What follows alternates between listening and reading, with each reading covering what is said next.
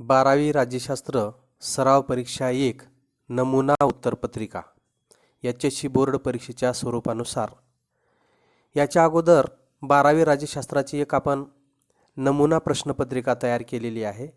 ती आपण सर्वांनी पाहिली असेलच.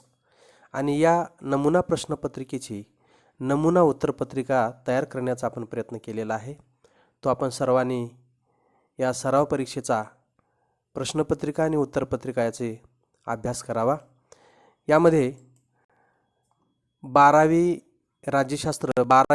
राज्यशास्त्राच्या विषयाचा संकेतांक आहे 42 मराठी माध्यम. नमुना उत्तरपत्रिका लेखी परीक्षा 80 गुण, वेळ 3 तास.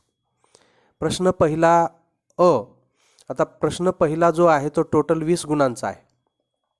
त्याच्यामध्ये अ, ब, क, ड आणि ई असे भाग आहेत.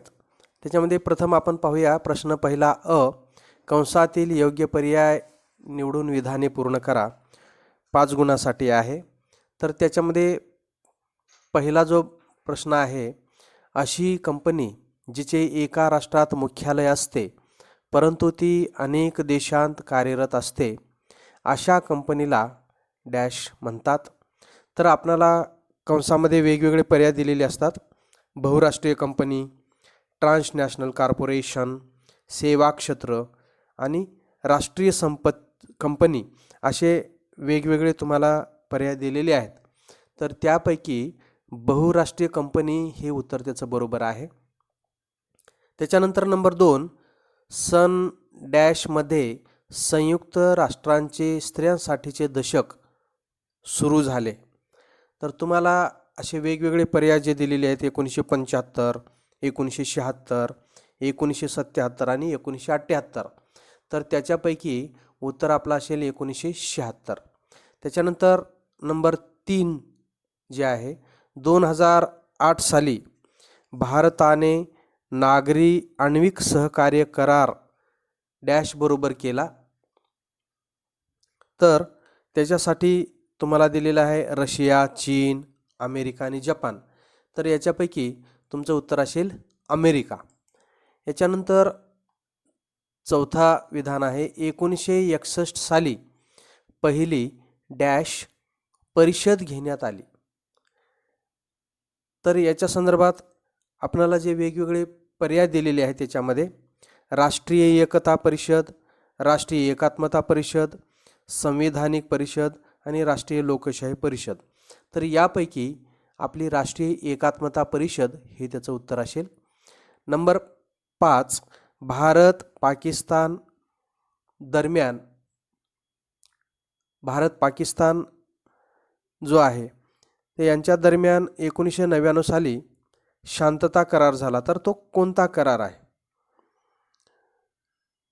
तर या ठिकाणी लाहोर करार झालेला आहे यांच्यामध्ये. कारण प्रश्नात शिमला, लाहोर, अमृतसर आणि कराची असे वेगवेगळे शब्द दिलेले आहेत.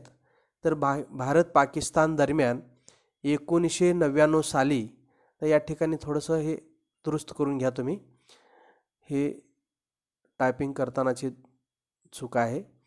भारत पाकिस्तान दरम्यान 1999 साली डॅश डॅश शांतता करार झाला, अशा प्रकारचं वाक्य आहे.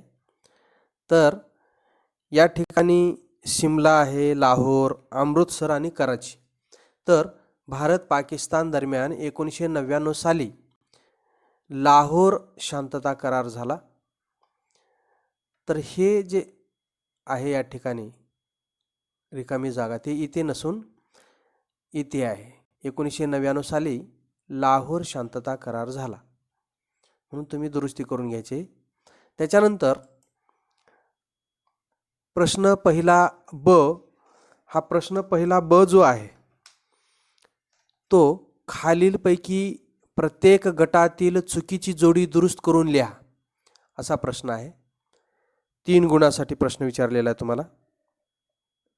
खालीलपैकी प्रत्येक गटातील चुकीची जोडी दुरुस्त करून लिहा, गुण 3. आता पहिला जो आहे, पहिल्या वेगवेगळ्या जोड्या लावून दिलेल्या आहेत. त्याच्यामध्ये आहे शिलोनच्या पुढे लिहिलेला आहे श्रीलंका, ते बरोबर आहे.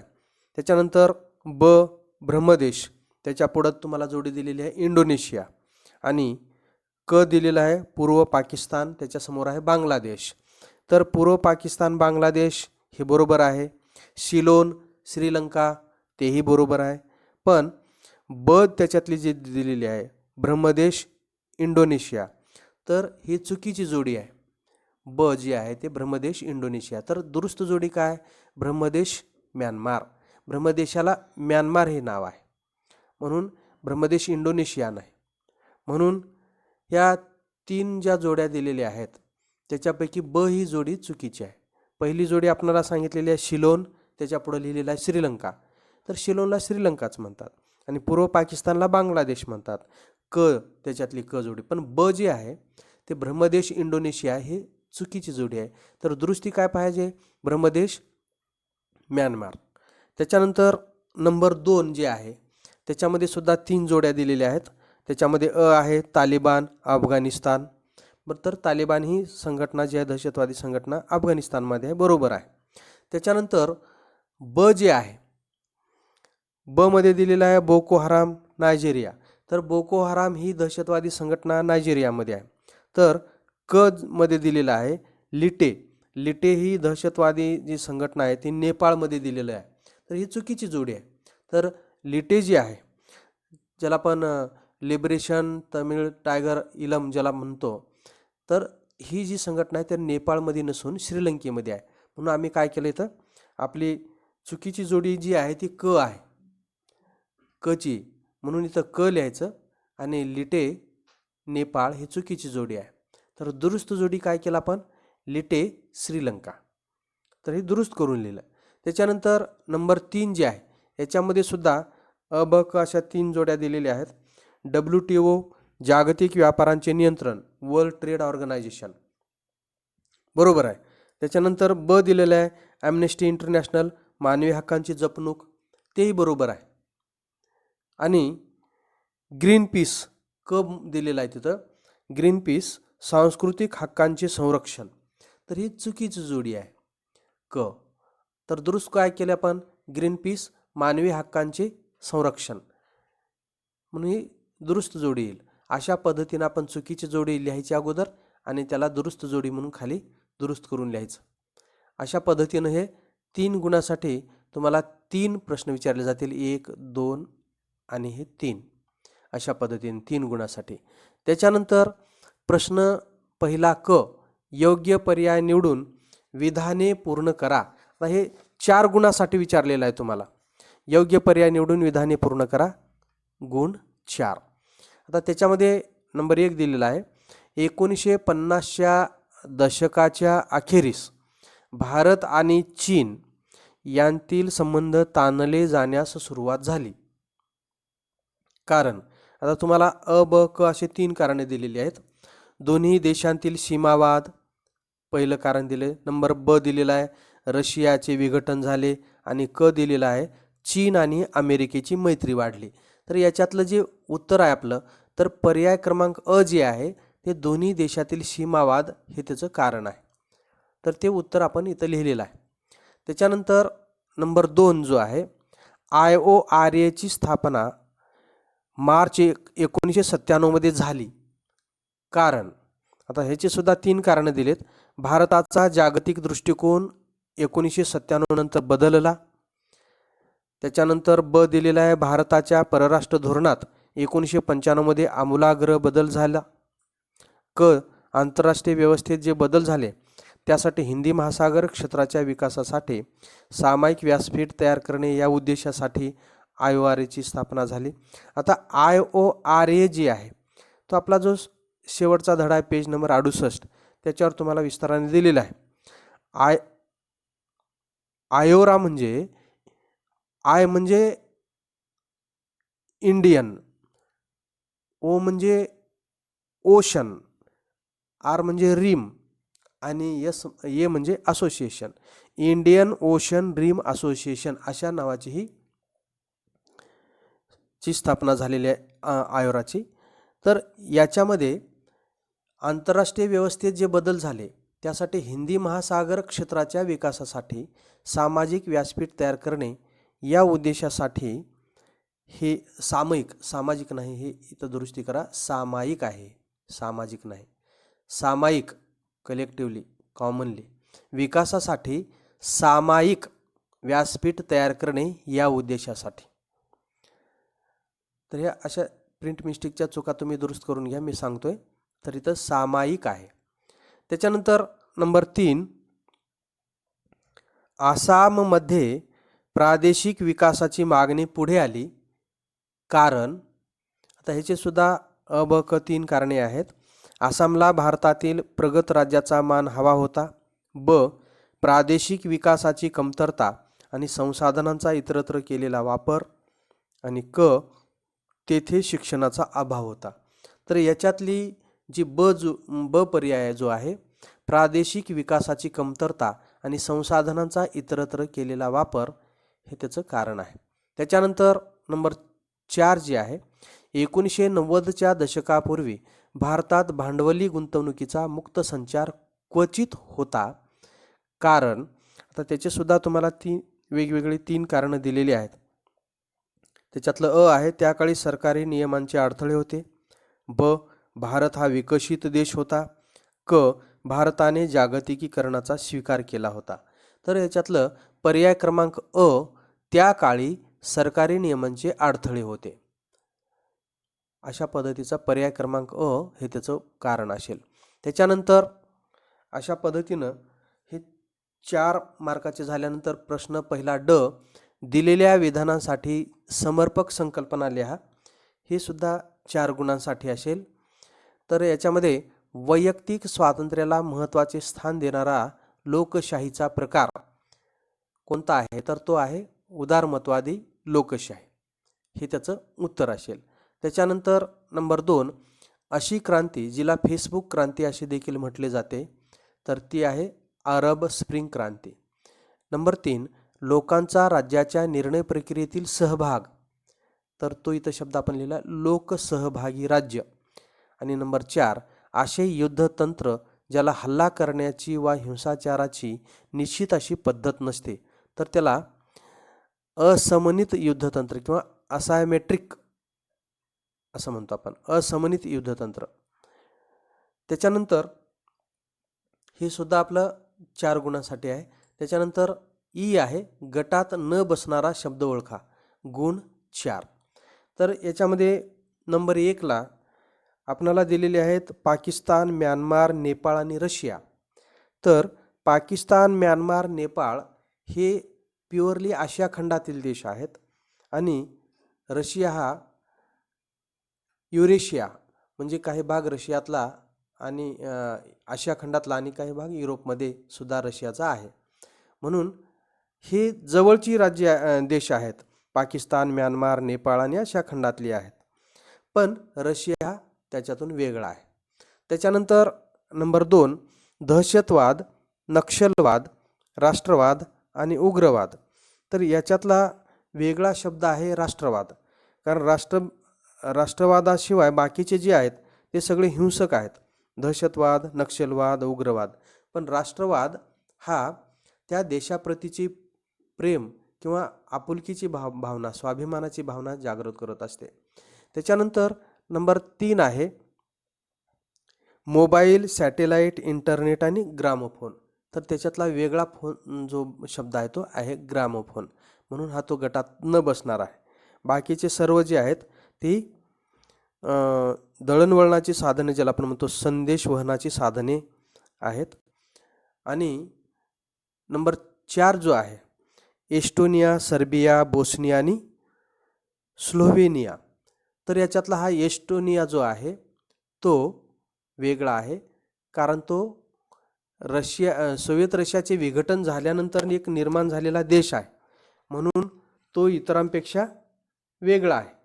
बाकीचे जे आहेत त्याचा जर आपण विचार केला तर ती जी राष्ट्रे आहेत ती जसे की युगोस्लोव्हाकियाचे विघटन होऊन निर्माण झालेले आहेत, जसे की सर्बिया, बोस्निया, हर्जेगोविना. मात्र एस्टोनिया हे रशियाचे विघटन होऊन निर्माण झालेले देश आहेत, म्हणून तो वेगळा आहे. म्हणून आपल्याला जो इथं दिलेला आहे याच्यामध्ये इस्टोनिया, सर्बिया, बोस्निया आणि स्लोव्हेनिया. तर तो इस्टोनिया रशियाचे विघटन झाल्यामुळं वेगळा आहे, बाकीचे वेगळे आहेत. त्याच्यानंतर प्रश्न दुसरा अ, खालील संकल्पना चित्र पूर्ण करा. अशा प्रकारचे तुम्हाला संकल्पना चित्र आपल्या प्रश्नपत्रिकेमध्ये दिलेलं आहे. तुम्ही जर प्रश्नपत्रिका बघितली तर ते तुमच्या लक्षात येईल. तर प्रश्न दुसरा हा टोटल 9 गुणाचा आहे. हे 9 गुण. त्याच्यामध्ये संकल्पना चित्र पूर्ण करा 4 गुण आणि नकाशाचे निरीक्षण करून खालील प्रश्नांची उत्तरे लिहा असे 5 गुण, असा टोटल 9 गुणांचा प्रश्न आहे. तर या आपल्या प्रश्नपत्रिकेमध्ये तुम्हाला विचारलेलं आहे की सुशासनाची मूल्ये. तुम्ही जर प्रश्नपत्रिका आज तुमच्यासमोर असेल किंवा बघितली असेल तर तिथं सुशासनाची मूल्ये मध्यभागी लिहिलेलं आहे आणि 4 कोपऱ्यावर 4 मोकळे स्तंभ दिलेले आहेत, बॉक्स दिलेले आहेत. तर त्याच्यामध्ये कोणतेही 4 मूल्ये लिहायचे तुम्ही. आता तुम्हाला ही वेगवेगळी मूल्ये आहेत. सहभागात्मक, कायद्याचे राज्य, पारदर्शकता, प्रतिसादात्मक, सहमतीदर्शक, समता आणि समावेशकता, परिणामकारकता आणि कार्यक्षमता आणि उत्तरदायित्व, अशी वेगवेगळी मूल्ये आहेत. याच्यापैकी कोणतेही तुम्ही 4 लिहू शकता. सर्वांनी एकाच प्रकारचे लिहावेत असं बंधन नाही, त्याचं वस्तुनिष्ठ स्वरूपात नाही. याच्यापैकी तुमच्या त्या प्रत्येक बॉक्समध्ये 4 शब्द कोणतेही आले पाहिजेत. सहभागात्मक, कायद्याचे राज्य, पारदर्शकता, प्रतिसादात्मक, सहमतीदर्शक, समता आणि समावेशकता, हे एका बॉक्समध्ये असेल समता आणि समावेशकता. दुसऱ्या बॉक्समध्ये असेल परिणामकारकता आणि कार्यक्षमता. तिसऱ्या बॉक्समध्ये असेल उत्तरदायित्व. चौथ्या भागामध्ये असेल सहभागात्मकता. याच्यापैकी कोणतेही 4, प्रत्येक ठिकाणी तुम्हाला कॉमा दिलेला दिसत असेल. सहभागात्मक 1, कायद्याचे राज्य 2, पारदर्शकता 3, प्रतिसादात्मक 4, सहमतीदर्शक 5, समता आणि समावेशकता 6, परिणामकारकता आणि कार्यक्षमता 7 आणि उत्तरदायित्व 8. असे हे 8 मूल्यापैकी कोणतेही 4 मूल्य तुम्ही त्या प्रश्नपत्रिकेत दाखवलेल्या बॉक्समधल्या 4 बॉक्समध्ये वेगवेगळे शब्द या 8 पैकी लिहायचे आहेत. ते 4 गुणासाठी असतील. म्हणून मग ते या 8 पैकी कोणी पहिले 4 लिहिले असतील, कोणी मधले 4 लिहितील, कोणी शेवटचे 4 लिहितील, कोणतेही लिहितील, त्याला ते उत्तर बरोबर असेल. शब्द प्रत्येकाचा वेगळा जरी असला तरी या 8 पैकीच असेल, एवढं लक्षात ठेवलं पाहिजे. त्याच्यानंतर पुढचा जो प्रश्न दिलेला आहे तुम्हाला, जो की खालील नकाशाचे निरीक्षण करून पुढील प्रश्नांची उत्तरे लिहा. तर तो तुम्हाला 5 गुणांचा दिलेला आहे. आता तुम्हाला तिथं लिहिले की कोणते 3 लिहा. आता तुम्ही किती प्रश्न विचारू शकतात, पण ते तुम्हाला 3 मार्क कोणते 3 विचारलेले आहेत तिथं. तर या ठिकाणी हा जो नकाशा दिलेला आहे शेंगेन क्षेत्राचा, याच्यावरून तुम्हाला प्रश्न विचारलेले आहेत की शेंगेन आणि युरोपियन युनियनच्या 2 सदस्य राज्यांची नावे लिहा. बघा, शेंगेन आणि युरोपियन युनियनच्या 2 सदस्य राज्यांची नावे लिहा. आता इथं आपल्याला सुरुवातीला बॉक्समध्ये दिलेला आहे, ह्या पिवळ्या कलरने दाखवलेले शेंगेन आणि युरोपियन युनियनचे सदस्य, म्हणजे ते देश युरोपियन युनियनचे सदस्य आहेत आणि शेंगेनचे आहेत, असा हा जो पिवळा भाग आहे. त्याच्यात हे वेगवेगळे देश आहेत. याच्यापैकी कोणतेही 2 तुम्ही लिहू शकता. आता बघा, पिवळा Sweden, Finland, Estonia, Lithuania, Latvia, Poland, Hungary, है ना, स्लोव्हाकिया, हे जे वेगवेगळे पिवळ्या कलरमधले देश आहेत, याच्यापैकी कोणतेही 2 लिहू शकता. कुणी हे फ्रान्स आणि स्पेन लिहीन, कुणी स्वीडन आणि फिनलँड लिहील, कोणतेही लिहू द्या, पण याच्यापैकीच आलेले पाहिजेत, तर ते उत्तर बरोबर असेल. म्हणून याच्यावर आधारित तुम्हाला 2 राज्यांची नावे विचारलेली आहेत 2 गुणासाठी. 1 नाव लिहिलं तर 1 गुण मिळेल, 2 नावं लिहिले तर 2 गुण मिळतील. त्याच्यानंतर दुसरा प्रश्न विचारलेला आहे, शेंगेनचे सदस्य नसलेले परंतु युरोपियन युनियनचे सदस्य असलेल्या 2 राज्यांची नावे लिहा. बघा, इथं हे शेंगेनचे सदस्य नसलेले आणि युरोपियन युनियनचे सदस्य असलेले, तर ह्या अशा वेगळ्या कलरने दाखवलेले आहेत.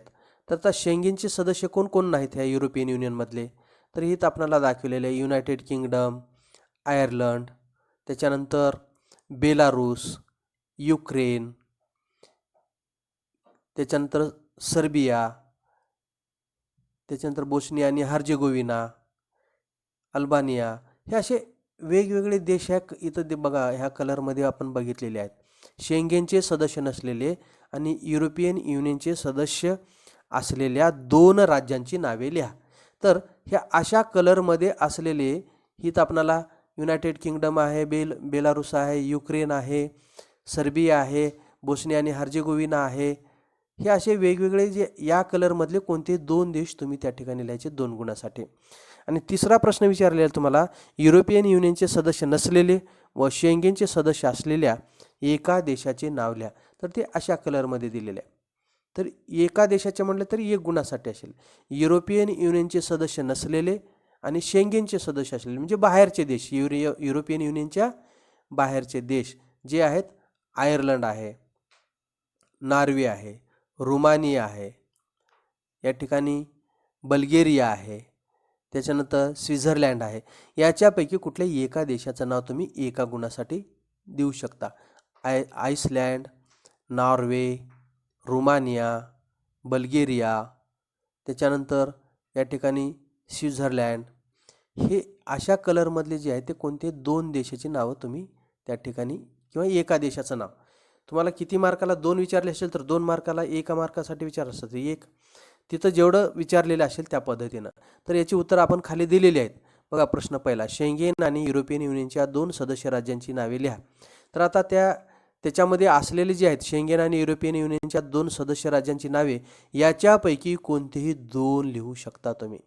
Spain, Portugal, France, Belgium, Luxembourg, Denmark, Germany, Poland, Finland, Lithuania, Latvia, Estonia, Greece, Italy, चेक प्रजासत्ताक, स्लोव्हाकिया, ऑस्ट्रिया, हंगेरी, स्लोव्हेनिया, ह्याच्यातले कोणतेही पिवळ्या कलरमध्ये दाखवलेले होते ते. त्याच्यानंतर शेंगेनचे सदस्य नसलेले परंतु युरोपियन युनियनचे सदस्य असलेल्या 2 राज्यांची नावे लिहा. आता याच्यापैकी कोणते 2 लिहायचे तुम्ही. United kingdom, Ireland, Belarus, Ukraine, Serbia, Bosnia आणि हर्जेगोविना आणि अल्बानिया, याच्यापैकी 2 गुणासाठी असेल हे सुद्धा. त्याच्यानंतर तिसरा आहे, युरोपियन युनियनचे सदस्य नसलेले व शेंगेनचे सदस्य असलेल्या एका देशाचे नाव लिहा. तर या ठिकाणी आहे Iceland, Norway, Switzerland, Croatia, Romania, Bulgaria आणि सायप्रस. याच्यापैकी कुठल्याही एका देशाचं नाव तुम्ही लिहू शकता. याच्यापैकी कोणत्याही एका देशाचं नाव लिहिलं की तुम्हाला 1 गुण मिळणार आहे. एखाद्याने लिहिलं आइसलँड, बरोबर आहे. एखाद्याने लिहिलं रोमानिया, ठीक आहे. म्हणजे याच्यापैकी ते उत्तर आलं पाहिजे. याच्यानंतर प्रश्न तिसरा आहे, खालील विधाने चुकीबरोबर ते सहकारण लिहा. कोणतेही 5. आता 10 गुणासाठी प्रत्येकी 2 गुण आहेत. चूक किंवा बरोबर सांगितलं तर 1 गुण आणि त्याचं कारण लिहिलं तर 1 गुण असा. राजकीय कार्यकारी प्रमुखाविरोधात लोकायुक्त चौकशी करू शकतात. उत्तर आहे वरील विधान बरोबर आहे. तर त्याचं कारण खाली दिलेलं आपण उत्तरामध्ये, the Lokpal and Lokayukta act 2013 हा कायदा 2014 मध्ये लागू झाला. शासकीय अधिकाऱ्यांच्या विरोधातील भ्रष्टाचाराशी संबंधित तक्रारीची चौकशी करणे आणि त्यांचे निवारण करण्यासाठी प्रयत्न करणे हे लोकायुक्ताचे काम आहे. कार्यकारी मंडळ सदस्य, कायदे मंडळ सदस्य, राज्य सरकार, स्थानिक शासन संस्था, सार्वजनिक उद्योग आणि इतर शासकीय संस्थांमधील अधिकारी अशा सार्वजनिक कर्मचाऱ्यांच्या विरोधातील आरोपांची तसेच राज्य कार्यकारी प्रमुखाविरोधात चौकशी लोकायुक्त करू शकतात. म्हणून लोकायुक्त स्वतःहून शासकीय अधिकाऱ्यांची चौकशी करू शकतात. म्हणून हे उत्तर बरोबर आहे. त्याच्यानंतर नंबर 2, जॉर्ज बुश यांनी सत्तेची विभागणी हार्ड पॉवर आणि सॉफ्ट पॉवरमध्ये केले. उत्तर आहे वरील विधान चूक आहे. कारण अमेरिकन समाजशास्त्रज्ञ जोसेफ नाय यांनी सत्तेचे विभाजन 2 प्रकारात केले आहे, हार्ड पॉवर आणि सॉफ्ट पॉवर. हार्ड पॉवर म्हणजे अशी क्षमता जी दुसऱ्यांना त्यांच्या प्राधान्यक्रमाच्या आणि इच्छेच्या विरुद्ध वागण्यास भाग पाडते.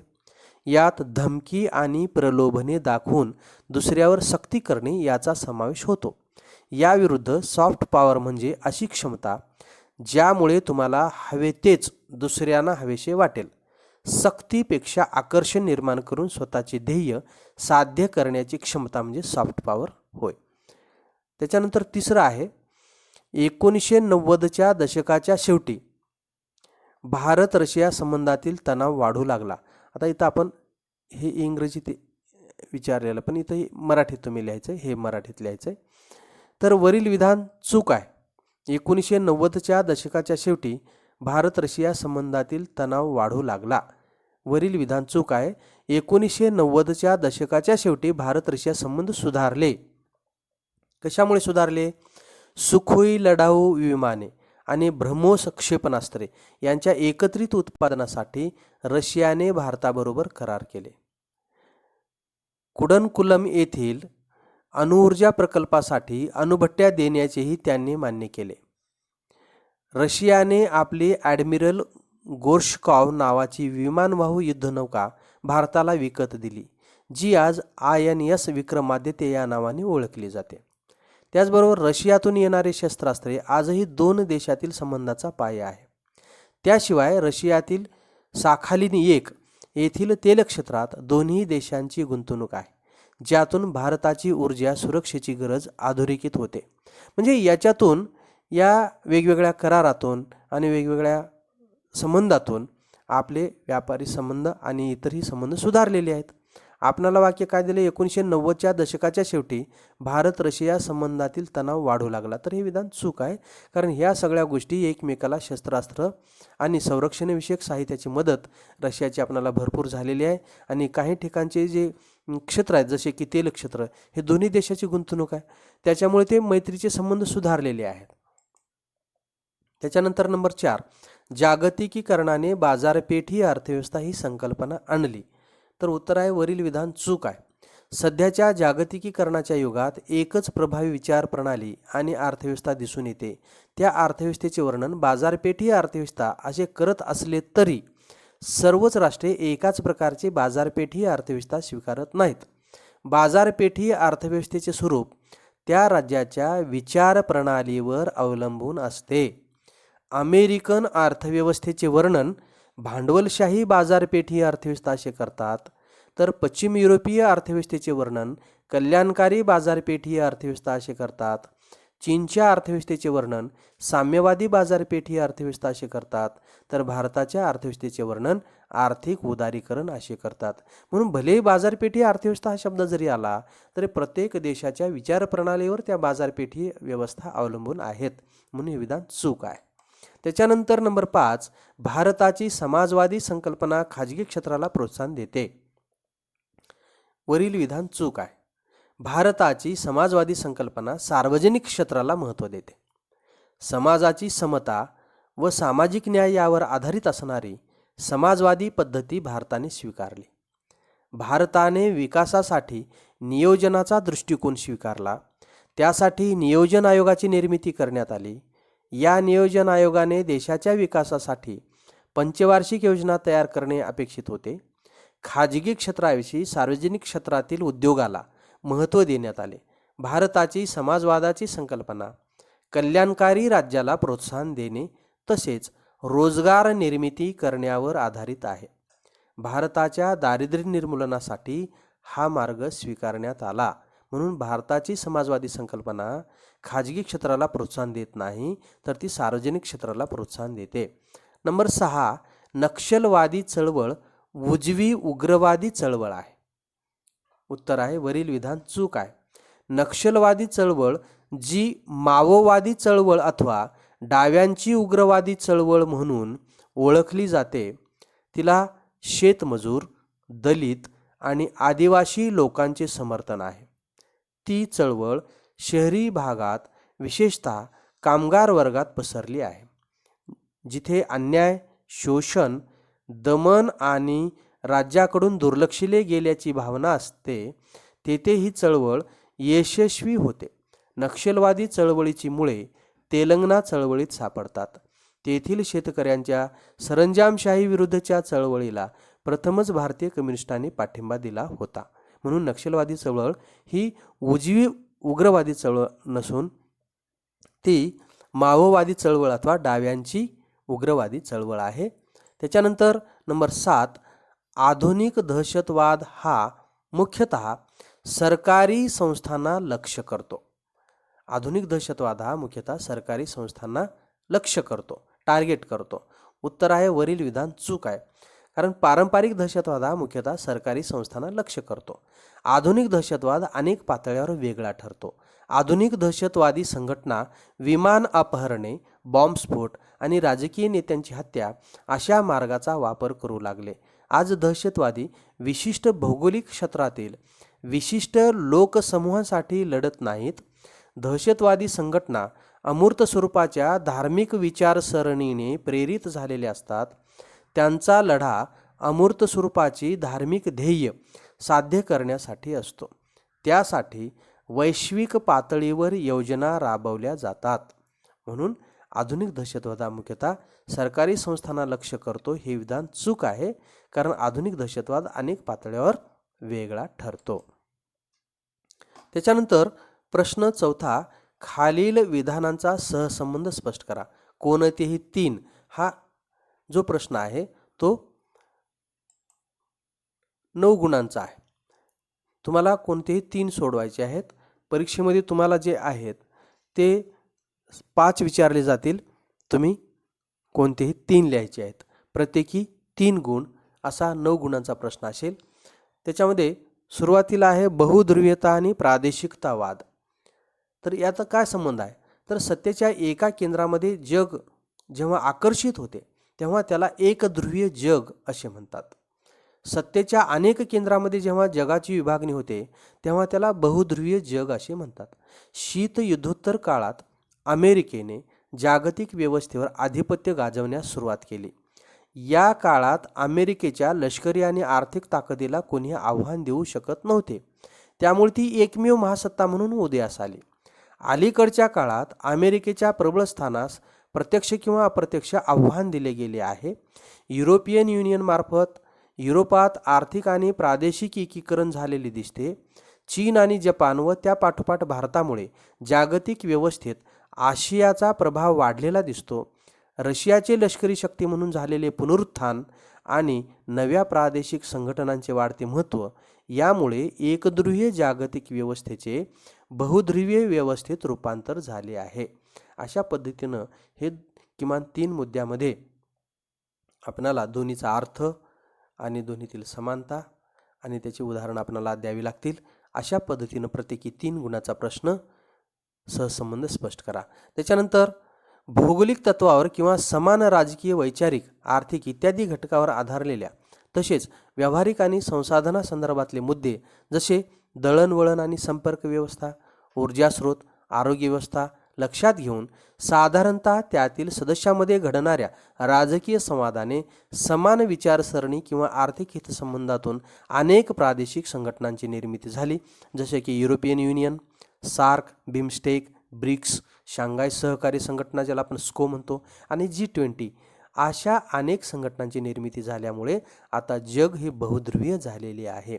म्हणून आपल्याला बहुध्रुवीयता आणि प्रादेशिकतावाद याच्या संदर्भात अशा प्रकारची माहिती 3 गुणासाठी लिहिता येईल. त्याच्यानंतर नंबर 2, जागतिकीकरण आणि भांडवली गुंतवणूक. सध्या शीतयुद्धोत्तर कालखंडाच्या वर्णनासाठी जागतिकीकरण ज्याला आपण ग्लोबलायझेशन हा शब्द वापरतात. जागतिकीकरणाने राष्ट्र आणि राष्ट्रातील लोक एकमेकांशी जोडले आहेत.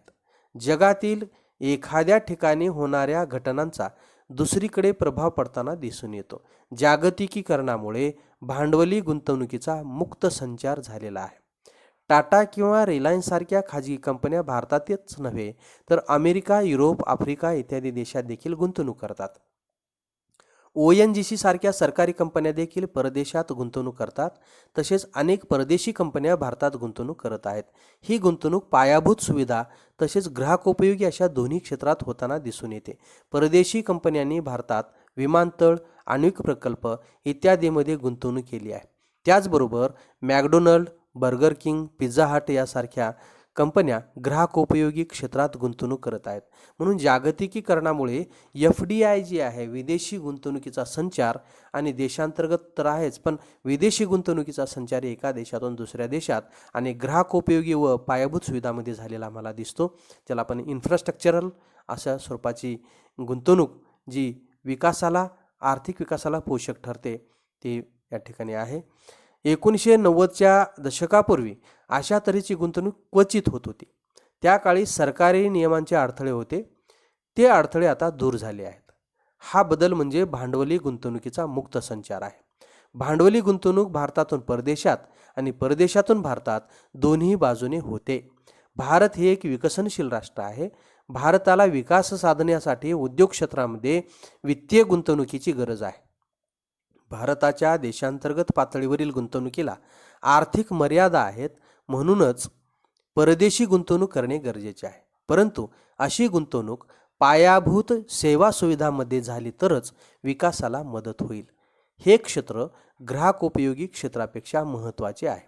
कारण खरा विकास साधण्यासाठी रस्ते, रेल्वे, जलमार्ग, हवाई मार्ग या संपर्क साधनांचा विकास होणे गरजेचे आहे.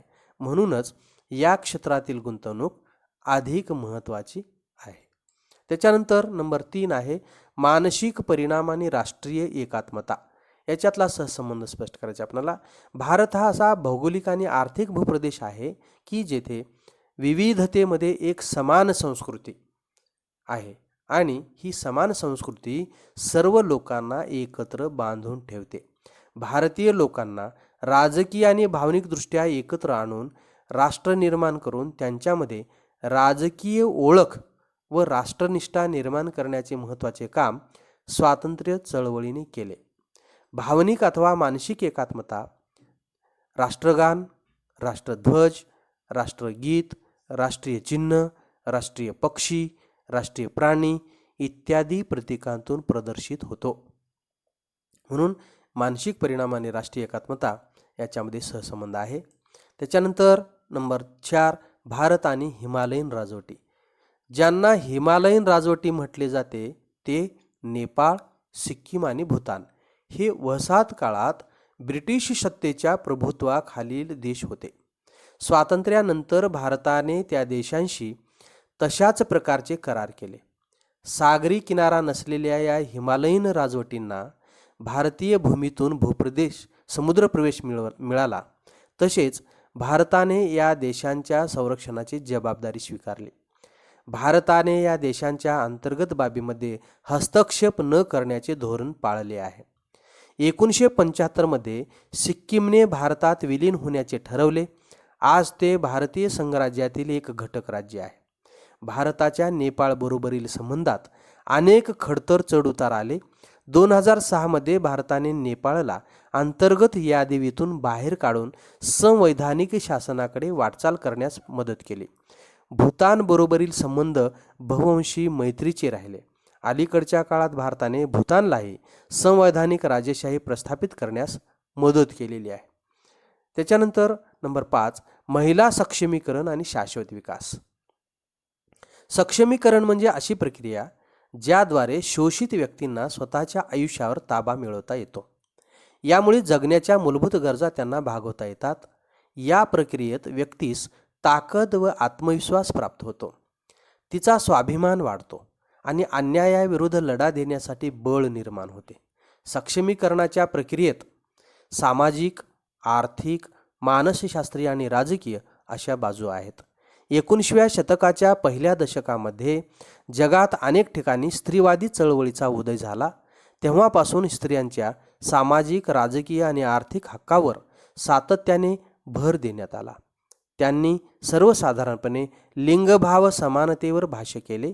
यामध्ये समान हक्क, सामाजिक समानता, राजकीय समानता, लिंगभावाप्रती न्याय इत्यादीचा समावेश होतो.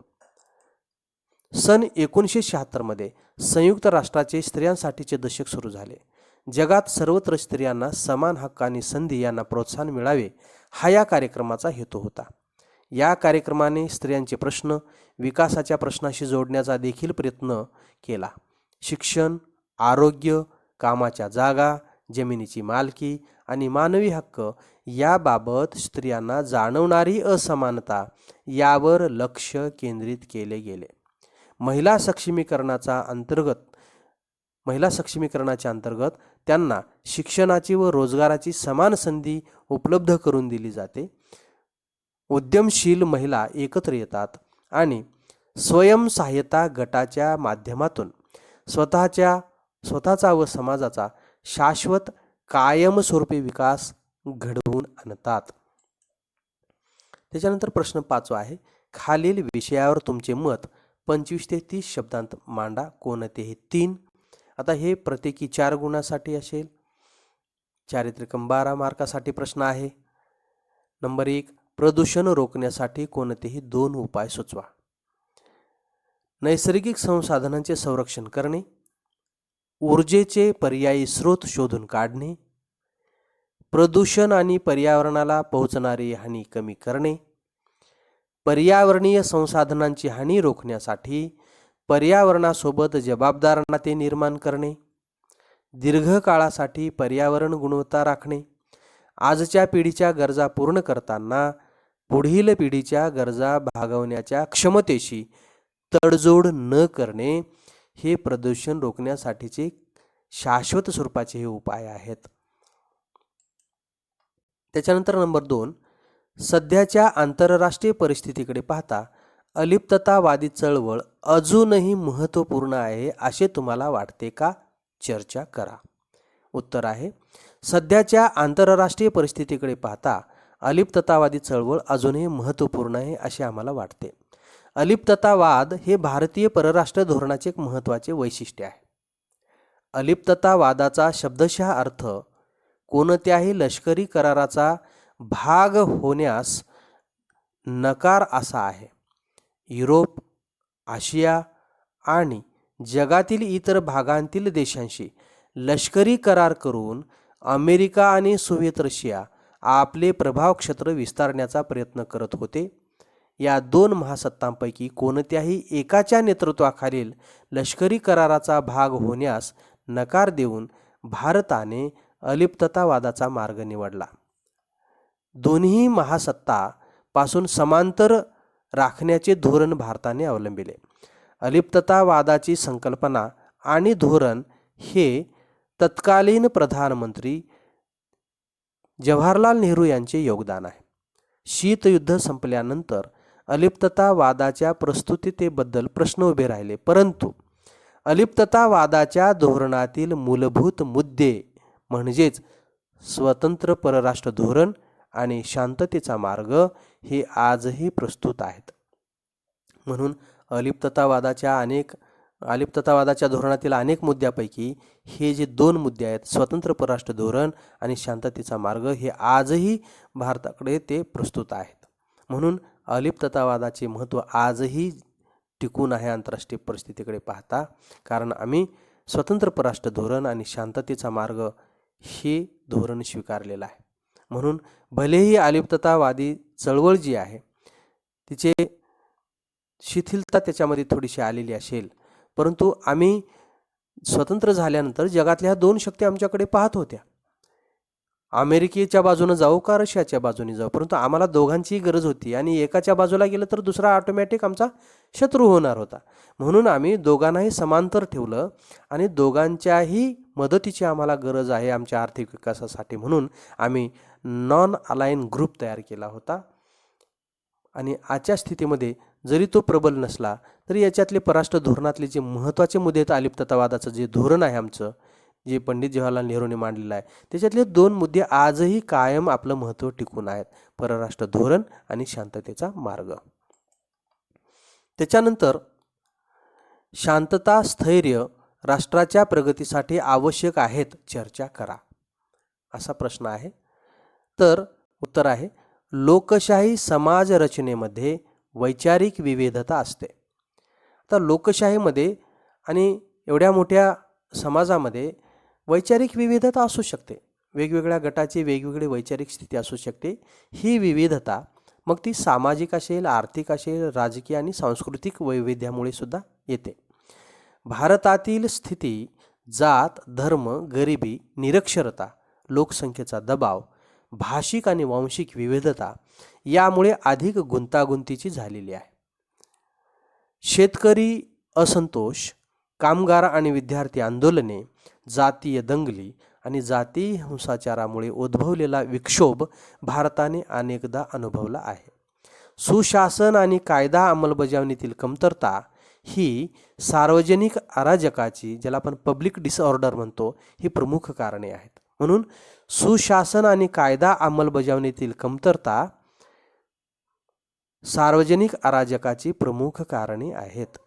सार्वजनिक सुव्यवस्था, स्थैर्य आणि शांतता यासाठी सुसंवादी समाज अभिप्रेत असतो. यामध्ये शांतताभंग, दंगली, उठाव आणि नियमभंग यांना स्थान नसते. कायदा आणि सुव्यवस्था राखणे हे राज्याचे प्राथमिक कर्तव्य आहे. राज्याच्या राजकीय, आर्थिक, सामाजिक, सांस्कृतिक प्रगतीसाठी शांतता आणि स्थैर्य यांची नितांत आवश्यकता असते. त्यांच्या अभावी देशात फुटीरतावादी प्रवृत्ती वाढीस लागतात. त्यामुळे राष्ट्रात एकी, शांतता व स्थैर्य राखणे ही राज्याची प्राथमिक जबाबदारी आहे. समाजात विविध गट असतातच, परंतु सर्व गटामध्ये सामंजस्य राखण्यासाठी राज्याने पुढाकार घ्यावा अशी अपेक्षा असते. राष्ट्र उभारणीसाठीची आणि राष्ट्रीय एकात्मता निर्माण करण्याची ही प्रक्रिया आहे. नंबर 4, जागतिकीकरणाचा कृषी क्षेत्रावर झालेल्या परिणामाबाबत तुमचे मत नोंदवा. उत्तर आहे, जागतिकीकरणाचा परिणाम शेतीच्या संदर्भात सुद्धा बघायला मिळतो. आज शेतकरी आपला माल मध्यस्थाशिवाय थेट विकू शकतात. बहुराष्ट्रीय कंपन्यांनी नवीन तंत्रज्ञान आणले. भारतीय मालाला नव्या बाजारपेठा खुल्या केल्या आहेत. भारत समुद्री उत्पादने, मांस, तांदूळ, मसाले, ताजी फळे आणि भाज्या, साखर, काजू इत्यादी गोष्टी निर्यात करत आहे. जागतिकीकरणामुळे कृषीला आवश्यक असणारे आधुनिक बियाणे आणि शेतीला आवश्यक असणारे अवजड आधुनिक अवजारे, हत्यारे तसेच कीटकनाशके, रासायनिक खते, सिंचनाच्या पद्धतीचा विकास झाला आहे.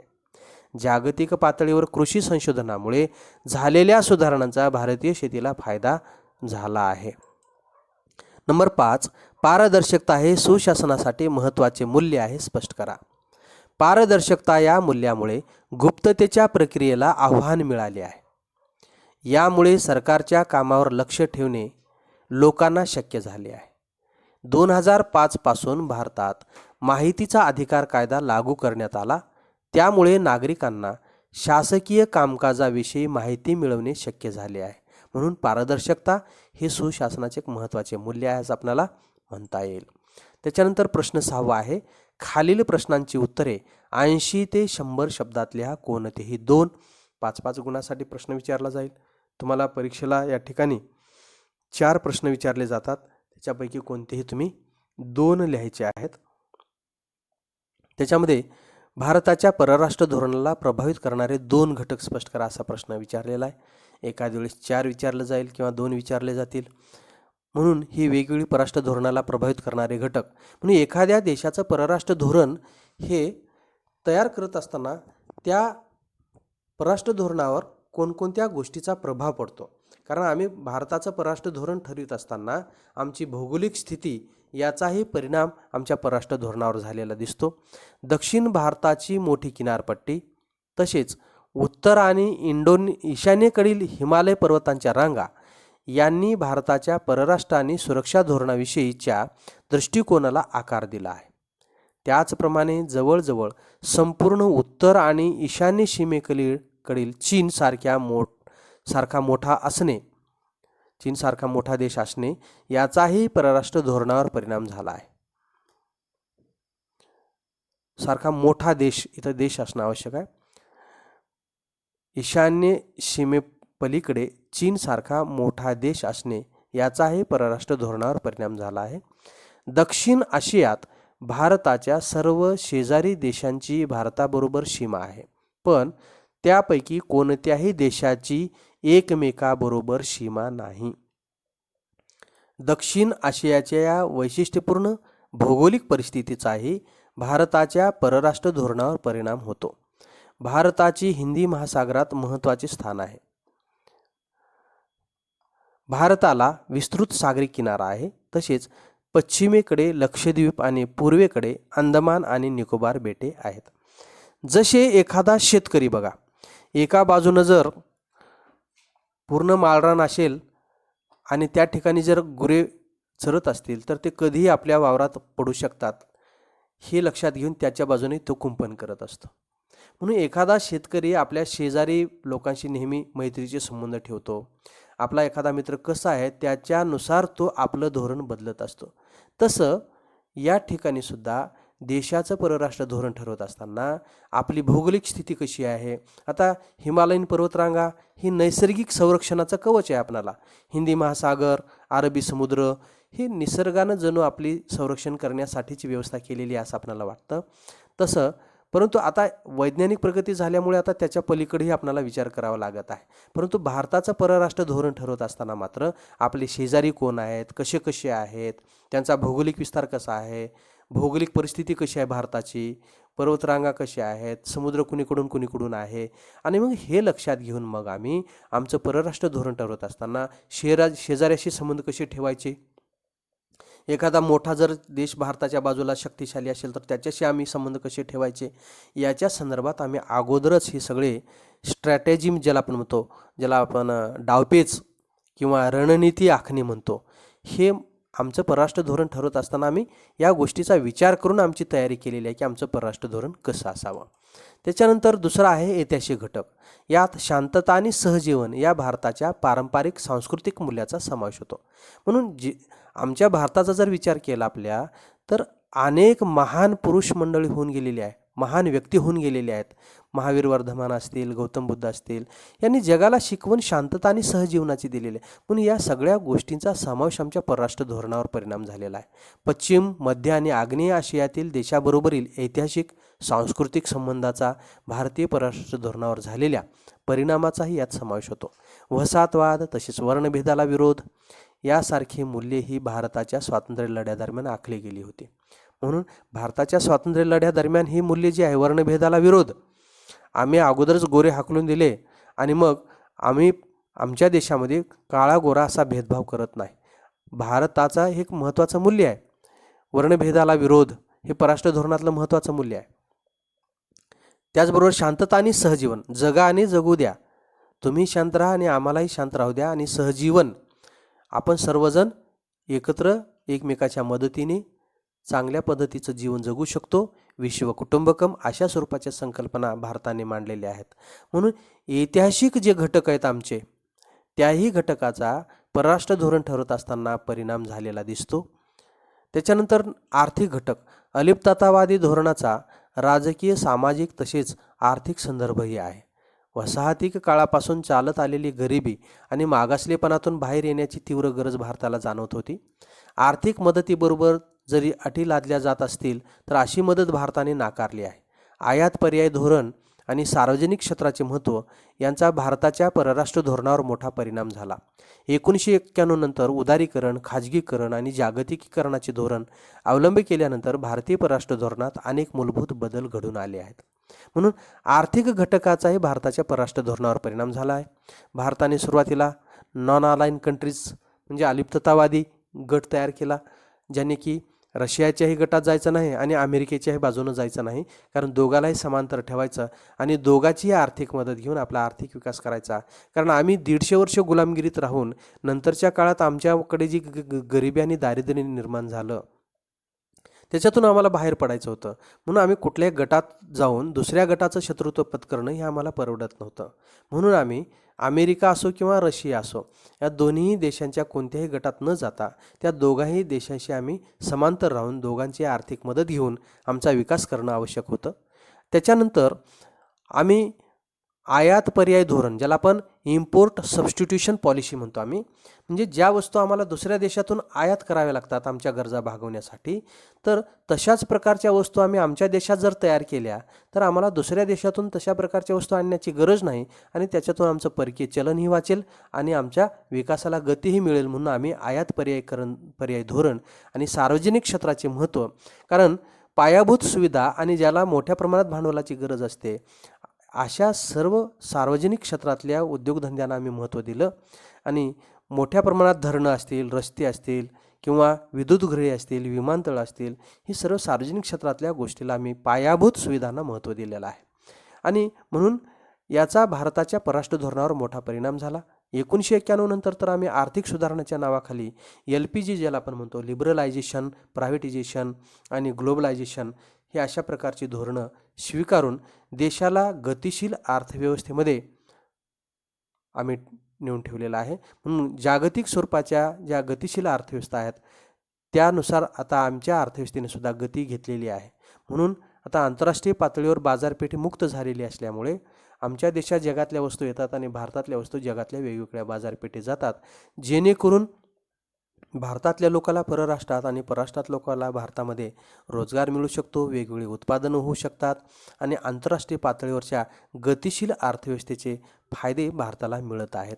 म्हणून भारताच्या परराष्ट्र धोरण ठरवत असताना आर्थिक घटकसुद्धा लक्षात घेऊन तो ठरवलेला असतो. म्हणून परराष्ट्र व्यवहारावर धोरणावर आर्थिक घटकाचा सुद्धा परिणाम झालेला आम्हाला दिसतो. त्याचबरोबर राजकीय घटकसुद्धा परराष्ट्र धोरण ठरवत असताना लक्षात घ्यावा लागतो. भारताचे परराष्ट्र धोरण बनवण्यात आणि राबवण्यात शासनाचे कार्यकारी मंडळ म्हणजे सरकार, याला आपण एक्झिक्युटिव्ह म्हणतो, महत्त्वाची भूमिका बजावते, ज्याच्यामध्ये पंतप्रधान आणि त्याचे मंत्रिमंडळ असतं. तर संसद जागल्याची म्हणजे जागृत असल्याची वॉचडॉग भूमिका बजावते. राजकीय नेतृत्वाचा परराष्ट्र धोरणावर मोठा प्रभाव असतो. जवाहरलाल नेहरू, लाल बहादूर शास्त्री, इंदिरा गांधी, राजीव गांधी, पी.व्ही. नरसिंह राव, अटल बिहारी वाजपेयी, मनमोहन सिंग आणि नरेंद्र मोदी या प्रधानमंत्र्यांनी भारताचे परराष्ट्र धोरण घडविण्यात निर्णायक भूमिका बजावली आहे.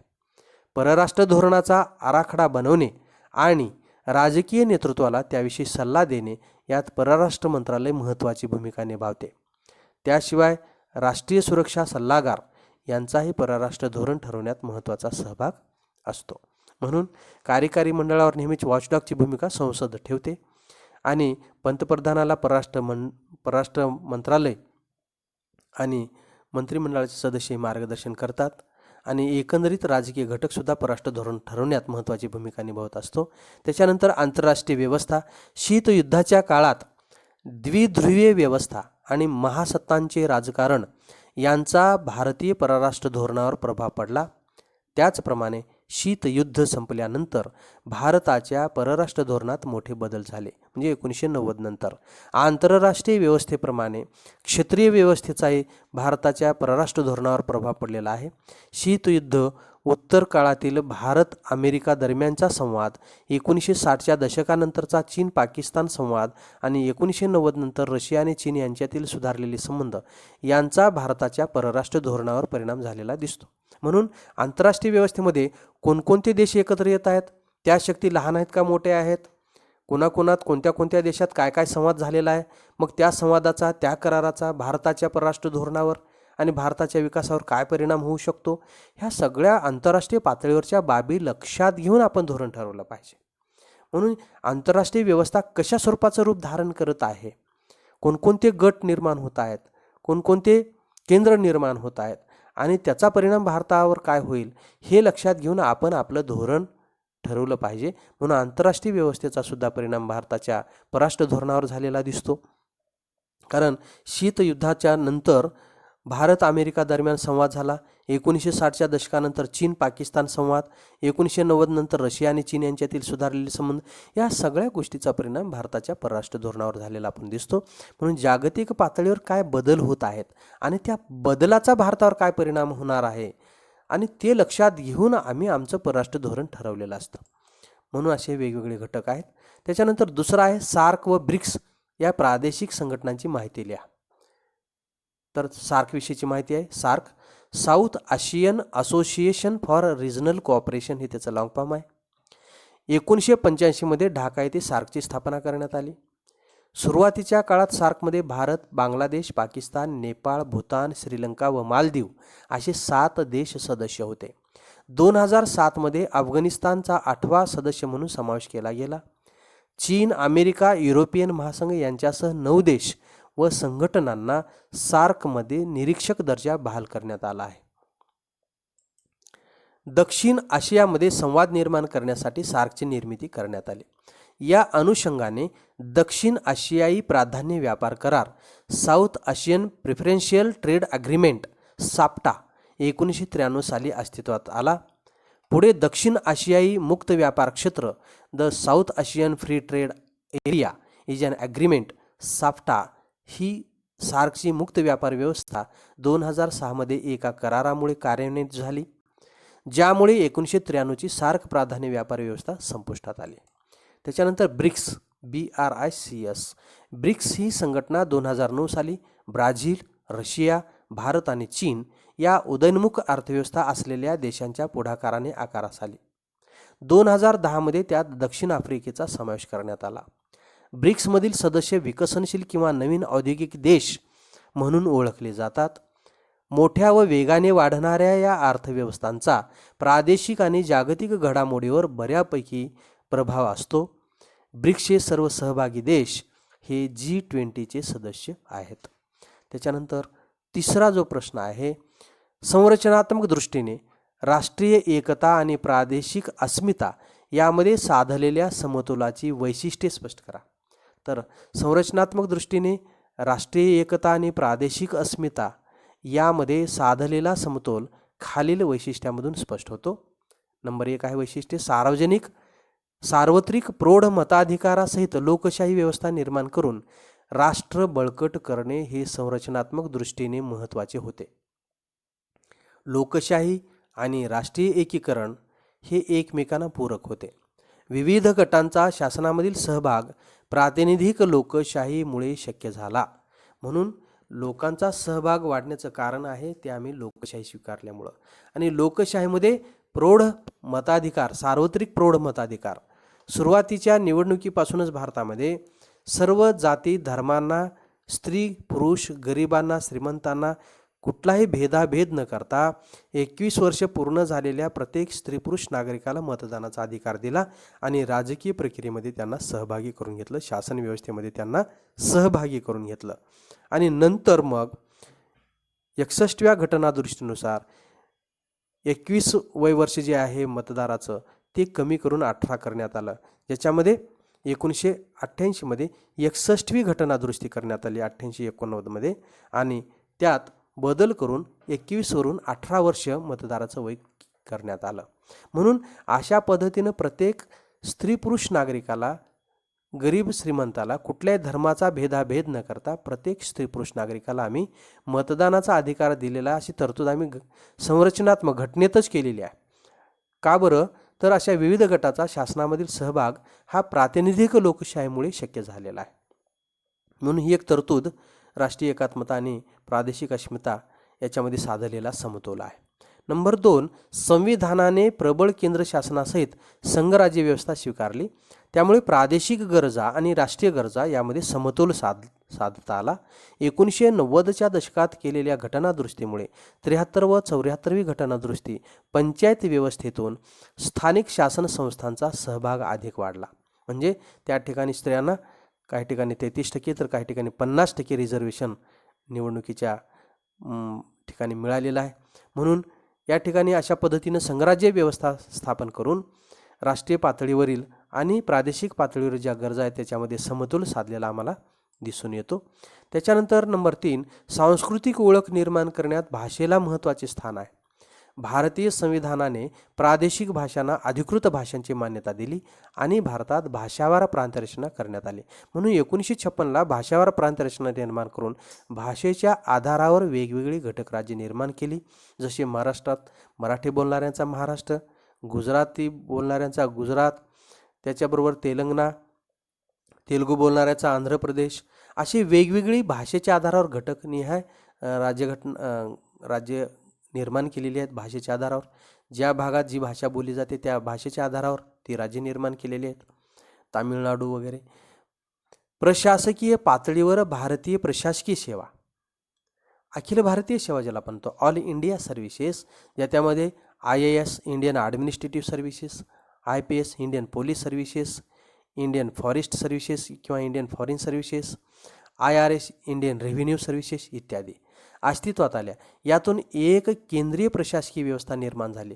आणि मग हे अधिकारी परीक्षेतून जे भरले जातात ते कोणत्याही घटक राज्यामध्ये अधिकारी म्हणून जातात, कलेक्टर्स म्हणून किंवा ऑफिसर्स म्हणून. तेव्हा त्या ठिकाणी तो याच राज्याचा आहे किंवा त्या राज्याचा हा भेदभाव राहत नाही आणि त्यांच्यामध्ये एकात्मता निर्माण होते आणि अस्मिता जी आहे तेही टिकून राहते. त्याचप्रमाणे राज्यस्तरावर राज्य प्रशासकीय सेवा अस्तित्वात आल्या. 1961 साली पहिली राष्ट्रीय एकात्मता परिषद घेण्यात आली. यामध्ये जमातवाद, जातीवाद, प्रादेशिकवाद, भाषावाद यासारख्या संकुचित प्रवृत्तीशी लढण्यासाठी मार्ग शोधून देशाला प्रगतीच्या वाटेवर चालण्यासाठी तयार करण्यावर विचार झाला. यावेळी राष्ट्रीय एकात्मतेशी निगडीत विषयांचा आढावा घेऊन त्यासंबंधी शिफारस करण्यासाठी राष्ट्रीय एकात्मता परिषद स्थापन केली. हा 5वा मुद्दा. त्याच्यानंतर 6वा मुद्दा आहे, भारतीय संविधानामध्ये भारतीयांसाठी काही मूलभूत कर्तव्यांचाही समावेश करण्यात आलेला आहे. असे वेगवेगळ्या मुद्द्यावरून राष्ट्रीय एकात्मता निर्माण करण्याचा आणि त्याच्यामध्ये संस्थात्मक काही तरतुदी करण्यात आलेल्या आपल्याला दिसतात. त्याच्यानंतर नंबर 4, जागतिकीकरणाचा सामाजिक आणि सांस्कृतिक घटकावर झालेल्या परिणामांची चर्चा करा. आता हा सुद्धा तुम्हाला प्रश्न 5 मार्काला विचारलेला आहे.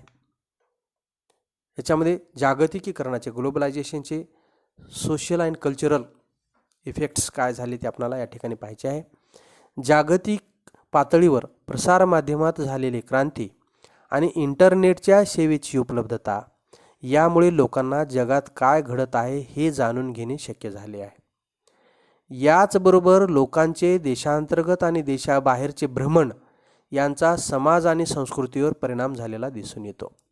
आज आपल्याला वैश्विक कॉस्मोपॉलिटिन संस्कृतीचा उदय होताना दिसत आहे. जागतिकीकरणाचा सांस्कृतिक घटकावरील परिणाम या वैश्विक कॉस्मोपॉलिटन संस्कृतीवर पाश्चिमात्य विचारांचा बराच प्रभाव आहे. आधुनिकीकरण, पाश्चात्तीकरण, सेक्युलरायझेशन ही मूल्ये पारंपरिक मूल्यापेक्षा महत्त्वाची वाटू लागली आहेत. लोकांच्या वैयक्तिक जीवनावर याचा प्रभाव दिसून येतो. उदाहरणार्थ, खाण्यापिण्याच्या सवयीमध्ये बर्गर, पिझ्झा, वडापाव इत्यादी फास्ट फूडचे प्रमाण वाढलेले दिसते. नाताळ, दिवाळी यासारखे सण साजरे करण्याच्या पद्धतीत पाश्चिमात्य प्रभाव दिसून येतो. Mother's day, father's day, friendship day यासारख्या नवीन कल्पना पुढे येतात. तसेच वेस्टर्न पद्धतीचे कपडे घालण्याचा कल वाढलेला दिसतो. समाजात वाढत चाललेला व्यक्तिवाद आणि भौतिकवाद हा जागतिक संस्कृतीचा आणखी एक भाग आहे. शहरीकरणामुळे पारंपरिक कुटुंब पद्धतीत बदल झाला होता, त्यात व्यक्तिवादाने भर घातली आहे. आज आपण मला प्रायव्हसी पाहिजे किंवा ही माझी खाजगी प्रायव्हेट जागा किंवा स्पेस आहे अशा स्वरूपाचे उद्गारही लहान मुलींपासून वयस्क लोकांपर्यंत ऐकतो. तसेच क्रेडिट कार्डमुळे आपल्या आवाक्याबाहेर खर्च करण्याची प्रवृत्ती दिसत आहे. असे हे सामाजिक आणि सांस्कृतिक परिणाम जागतिकीकरणाचे दिसून येतात. हा सुद्धा तुम्हाला प्रश्न 5 मार्काचा विचारलेला आहे. प्रश्न 5वा जो आहे तो असे 4 प्रश्न दिलेले असतात. 80 ते 100 शब्दात लिहायचे आणि कोणते 2 लिहायचे, 4 पैकी ते 10 गुणासाठी. त्याच्यानंतर प्रश्न 7वा आहे, खालीलपैकी कोणत्याही एका प्रश्नाचे उत्तर दिलेल्या मुद्द्यांच्या आधारे स्पष्ट करा. सुमारे 150 ते 200 शब्दात लिहा. 150 ते 200 शब्दात लिहा. गुण 10 आहेत.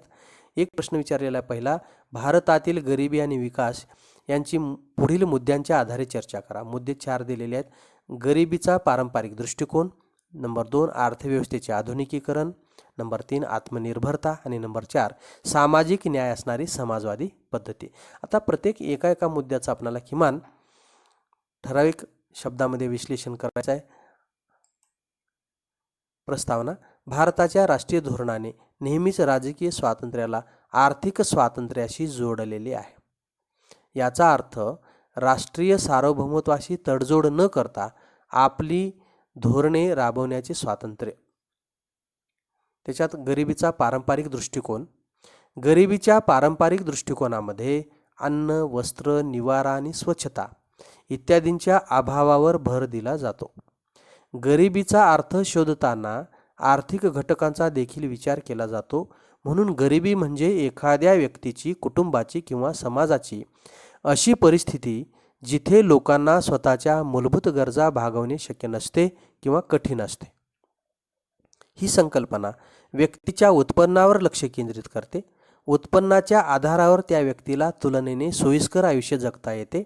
हे जीवनाचे भौतिक घटक आहेत. राज्याने लोकांना जगण्यासाठी लागणाऱ्या मूलभूत गरजांचा पुरवठा व्हावा याची जबाबदारी घेणे अपेक्षित असते. दुसरा मुद्दा आहे अर्थव्यवस्थेचे आधुनिकीकरण. भारताच्या आर्थिक व्यवस्थेचे आधुनिकीकरण म्हणजे औद्योगिकीकरण होय. औद्योगिकीकरणामुळे रोजगार निर्मिती होईल आणि उत्पादकता वाढेल अशी अपेक्षा होती. लघु उद्योगांपेक्षा मोठ्या प्रमाणावरील उद्योगावर तसेच उत्पादनावर भर देण्यात आला. यामुळे कामगारांच्या वाढत्या संख्येला रोजगार उपलब्ध होणार होता. पंडित नेहरूंच्या कार्यकालात कृषी क्षेत्राऐवजी औद्योगिकीकरणाला महत्त्व देण्यात आले. जमीन सुधारणा व जलसिंचनही कृषी क्षेत्रातील प्रगतीची साधने म्हणून पाहिली गेली. तिसरं आहे आत्मनिर्भरता. भारताच्या राष्ट्रीय चळवळीचा संबंध आत्मनिर्भरता या संकल्पनेशी जोडण्यात आला. आत्मनिर्भरतेचा एक पैलू म्हणजे भारताचे आयात पर्यायी धोरण. यामध्ये भारताचे स्वदेशी कारखाने उद्योग विकसित करण्यावर भर दिला गेला. भारताने इतर राष्ट्रांकडून आर्थिक मदत घेतली, पण ती प्रामुख्याने सार्वजनिक क्षेत्रातील उद्योगासाठी वापरण्यात आली. नंबर 4, सामाजिक न्याय असणारी समाजवादी पद्धती. भारताने विकासासाठी नियोजनाचा दृष्टिकोन स्वीकारला. त्यासाठी नियोजन आयोगाची प्लॅनिंग कमिशन निर्मिती करण्यात आली. या नियोजन आयोगाने देशाच्या विकासासाठी पंचवार्षिक योजना तयार करणे अपेक्षित होते. खाजगी क्षेत्राऐवजी सार्वजनिक क्षेत्रातील उद्योगाला महत्त्व देण्यात आले. भारताची समाजवादाची संकल्पना कल्याणकारी राज्याला प्रोत्साहन देणे तसेच रोजगार निर्मिती करण्यावर आधारित आहे. भारताच्या दारिद्र्य निर्मूलनासाठी हा मार्ग स्वीकारण्यात आला. भारताने नेहमीच आर्थिक वाढ व लोकांची जीवनशैली यांच्यातील संबंध समजून घेतला आहे. त्याचबरोबर आर्थिक विकासाच्या जोडीने सामाजिक न्याय साधण्याच्या ध्येयाला महत्त्व दिले आहे. गरिबी निर्मूलन आणि विकासासाठी सामाजिक न्याय व समतेवर आधारित विकास भारताचे धोरण राहिले आहे. भारत सरकारने गरिबांच्या मदतीसाठी तसेच समग्र विकास घडवून आणण्यासाठी वेळोवेळी विविध कार्यक्रम योजलेले आहेत. समारोप. संयुक्त राष्ट्रांच्या आर्थिक व सामाजिक परिषदेने असा युक्तिवाद केला आहे की गरिबी निर्मूलनासाठी शासन तसेच समाजातील इतर घटकांचा संपूर्ण सहभाग असणे गरजेचे आहे. हे कार्य प्रत्येक राष्ट्राच्या तसेच स्थानिक भागाच्या परिस्थितीचा आढावा घेऊन तेथील गरिबांच्या गरजा लक्षात घेऊन करणे आवश्यक आहे. लोकशाहीकरण आणि मानवी हक्कांचे संरक्षण सुशासनाचे मूलभूत घटक गरिबी दूर करण्यासाठी आवश्यक आहेत. त्याच्यानंतर दुसरा प्रश्न विचारलेला तुम्हाला 10 मार्कासाठी. भारतात सुशासन निर्माण करण्यासाठी तयार केलेल्या पुढील कार्यक्रमांची चर्चा करा. तुम्हाला 4 मुद्दे दिलेले आहेत. लोकपाल आणि लोकायुक्त. नंबर 2 ई प्रशासन. नंबर 3 माहितीचा अधिकार. नंबर 4 नागरिकांचा प्रशासनातील सहभाग. तर या मुद्द्याला धरून तुम्हाला उत्तर लिहायचं आहे. उत्तर आहे पहिल्यांदा लोकपाल आणि Lokayukta. The Lokpal and Lokayukta act झालेला चुकून लोकायुक्त ॲक्ट 2013 हा कायदा 2014 मध्ये लागू झाला. या कायद्यान्वये केंद्रासाठी लोकपाल तर राज्यासाठी लोकायुक्त या संस्थांची स्थापना करण्यात आली. हे कार्यालय शासकीय अधिकाऱ्यांविरोधातील भ्रष्टाचाराशी संबंधित आरोपांची चौकशी करू शकते. यातून शासनाची स्वच्छ आणि प्रतिसाद देणाऱ्या प्रशासनाविषयीची कटिबद्धता दिसून येते. लोकपाल ही संकल्पना स्वीडन या देशाकडून घेण्यात आली आहे. स्वीडनमध्ये या कार्यालयास ॲम्बुड्समन असे म्हणतात. ॲम्बुड्समनचे विशिष्ट कार्य म्हणजे शासकीय अधिकाऱ्याविरोधातील भ्रष्टाचाराशी संबंधित तक्रारीची चौकशी करणे आणि त्यांचे निवारण करण्यासाठी प्रयत्न करणे. महाराष्ट्र भारतातील पहिले राज्य आहे जिथे लोकायुक्त ही संकल्पना राबवली गेली आहे. 1972 साली महाराष्ट्र लोकायुक्त संस्था अस्तित्वात आली. कार्यकारी मंडळ सदस्य, कायदे मंडळ सदस्य, राज्य सरकार, स्थानिक शासन संस्था, सार्वजनिक उद्योग आणि इतर शासकीय संस्थांमधील अधिकारी अशा सार्वजनिक कर्मचाऱ्यांच्या वर्तणुकीमुळे आलेल्या तक्रारींची दखल घेण्याचे काम लोकायुक्त करतात. सर्वसामान्य लोक केवळ शासकीय कर्मचाऱ्यांच्या विरोधातील आरोपांची चौकशी लोकायुक्ताकडे करू शकतात. लोकायुक्त स्वतःहून सुमोटो स्वाधिकारात शासकीय कर्मचाऱ्यांची चौकशी करू शकतात. भारत सरकारने पिनाकी चंद्र घोष यांचे पहिले लोकपाल म्हणून 2019 मध्ये नियुक्ती केली. दुसरा आहे ई प्रशासन, ई गव्हर्नन्स. माहिती आणि संपर्क तंत्रज्ञान क्षेत्रातील क्रांतीत प्रशासनाला एका वेगळ्या उंचीवर नेण्याचे सामर्थ्य आहे. त्यामुळे जगभरातील अनेक देश मोठ्या प्रमाणावर ई प्रशासनाकडे म्हणजेच ई गव्हर्नन्सकडे वळत आहेत. गेल्या काही दशकांमध्ये प्रशासन गुंतागुंतीचे आणि वैविध्यपूर्ण होत चालले आहे. नागरिकांच्या शासनाकडून असलेल्या अपेक्षा हे अनेक पटीने वाढल्या आहेत. माहिती आणि संपर्क तंत्रज्ञानामुळे कार्यक्षम पद्धतीने माहिती साठवणे, हवी असेल तेव्हा ती परत मिळवणे, जलद गतीने पाठवणे शक्य झाले आहे. माहितीवर स्वहस्ते प्रक्रिया करण्याच्या पद्धतीपेक्षा वेगवानपणे प्रक्रिया करता येणे सुलभ झाले आहे. यातून शासनाच्या कार्यपद्धतींना वेग येण्यास, निर्णय त्वरेने आणि न्यायपूर्ण पद्धतीने होण्यास, पारदर्शकता वाढण्यास आणि उत्तरदायित्व लागू करण्यास मदत झाली आहे. औद्योगिक, भौगोलिक आणि लोकसंख्येच्या दृष्टीने शासनाची व्याप्ती वाढण्यासही सहाय्य झाले आहे. गेल्या काही वर्षात राज्य शासन आणि केंद्र शासन यांनी ई प्रशासनासंदर्भात अनेक पुढाकार घेतलेले आहेत. सार्वजनिक सेवा पुरवण्यात सुधारणा करण्यासाठी आणि त्या मिळवण्याची प्रक्रिया सुलभ करण्यासाठी अनेक स्तरावर प्रयत्न केले गेले आहेत. भारतातील ही प्रशासनाची सुरुवात शासकीय विभागांच्या संगणकीकरणापासून झाली. आता ही नागरिक केंद्रित, सेवाभावी आणि पारदर्शक झाली आहे. भारत सरकारच्या राष्ट्रीय ई प्रशासन नॅशनल ई गव्हर्नन्स प्लॅन योजनेचे उद्दिष्ट सार्वजनिक सुविधा नागरिकांच्या जवळ घेऊन जाणे हे आहे. हे उद्दिष्ट देशभर पायाभूत सेवा सुविधा इन्फ्रास्ट्रक्चर उभारून दूरपर्यंतच्या ग्रामीण भागात पोहोचवणे, मोठ्या प्रमाणावर नोंदीचे डिजिटायझेशन करून आणि माहिती जालाच्या म्हणजेच इंटरनेटच्या साहाय्याने सहज आणि खात्रीशीर पद्धतीने त्या नोंदी उपलब्ध करून देऊन साधायचे आहे. आज जन्माचा दाखला, मृत्यूचा दाखला, पॅन कार्ड किंवा पासपोर्ट ऑनलाईन पद्धतीने मिळवणे शक्य झाले आहे. यामुळे प्रशासन जनतेच्या जवळ आले आहे. तिसरा आहे माहितीचा अधिकार. माहितीचा अधिकार हा सुशासनाचा एक महत्त्वाचा पैलू आहे. यातून सार्वजनिक धोरण आणि कार्यवाही याविषयी माहिती मिळते. सहभागी लोकशाही बळकट करण्यासाठी आणि जनकेंद्रित प्रशासनाची सुरुवात करण्यासाठीची ही महत्त्वपूर्ण बाब आहे. शासकीय संस्थांमधील पारदर्शकतेमुळे कामकाज वस्तुनिष्ठ पद्धतीने होते आणि कामकाजाबद्दल निश्चितता येते. नागरिकांना परिणामकारक रीतीने प्रशासनात सहभागी होता येते. अर्थात माहितीचा अधिकार ही प्रशासनाची मूलभूत गरज आहे.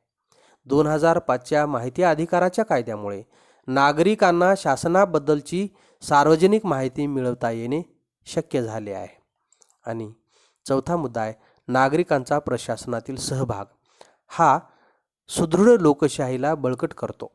नागरिकांचा प्रशासनातील सहभाग पारंपरिक प्रातिनिधिक लोकशाही व्यवस्था सुधारण्यास आणि तिचे रूपांतर जास्त प्रतिसादात्मक आणि सहभागात्मक लोकशाहीमध्ये होण्यास हातभार लावतो.